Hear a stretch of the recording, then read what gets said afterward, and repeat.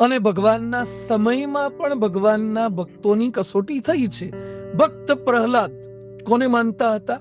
ભગવાન વિષ્ણુને માનતા હતા.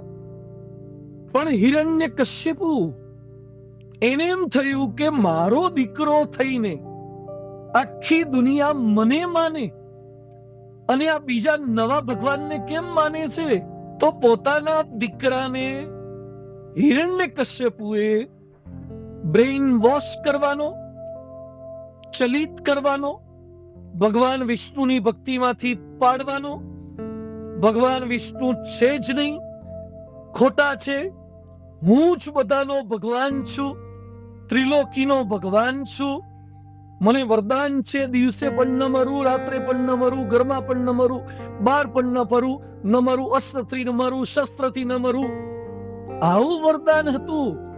એને હાથીઓના પગ તળે ચગદ્યા, પર્વત પરથી ફેંક્યા, નદીમાં નાખ્યા.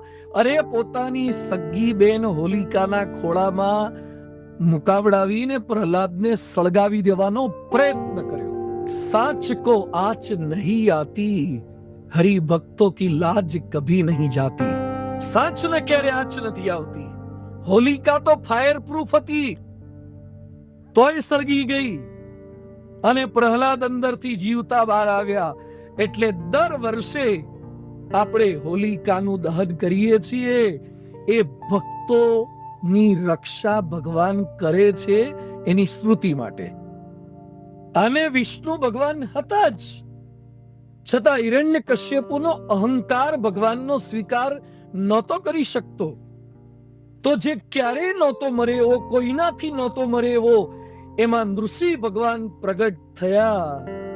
અને નૃસિંહ જયંતીનો દિવસ આપણે ઉજવીએ છીએ. હિરણ્યકશ્યપુનો વધ કર્યો.